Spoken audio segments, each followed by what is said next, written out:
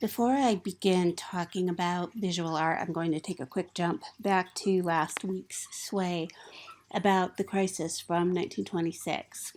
And I'm just going to very briefly point out W.E.B. Du Bois's opinion piece about Haiti. This is 16 years into the U.S. occupation of Haiti. And this critique from Du Bois is pretty scathing. The educated Haitian is being backed against the wall, and every effort is made to drive him away to France or elsewhere. The ignorant and venal Haitians are being cultivated as pets and cat's paws and pawns. The grip of the American banks is hardening. $16 million worth of bonds is offered. When this loan is saddled on Haiti, the principal will sift through into the hands of American contractors and Haitians themselves. For 100 years, will be paying $1 million a year for the benefits which they will never receive. This is the first step. Now, this process that Du Bois describes is pretty amazing because in the U.S. occupation, obviously, they made loans to the government of Haiti, forced Haiti to take this money for so-called improvements, infrastructure, etc. The American contractors got the bids and didn't do shit. And then the people of Haiti are paying huge interest rates and paying back loans to the United States, as Du Bois said, for 100 years.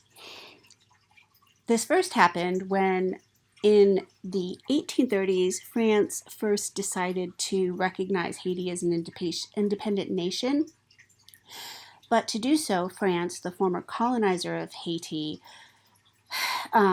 forced Haiti to pay an indemnity, which means Haiti had to pay for all of the people who were enslaved and all of the property they had destroyed in their own revolution, and repay France for the money that France lost because of the Haitian Revolution.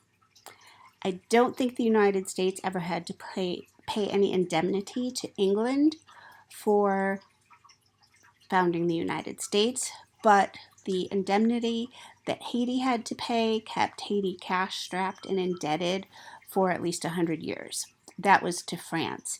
In today's terms, the French indemnity would equal billions of dollars. I don't remember the exact number. And it's probably true that Haiti still owes the U.S. government money for contractors. The third thing that I want to say is that many of us, thinking we had good hearts, donated money when the earthquake happened in 2010 in Haiti and gave money to places like the Red Cross.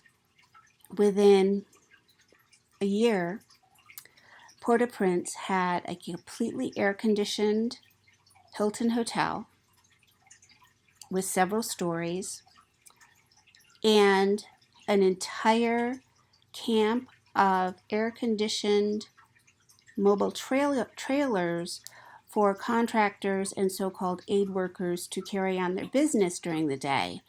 Well, in the evening or mid-afternoon, or who knows when they actually worked or didn't work, they spent their time at the Hilton Hotel.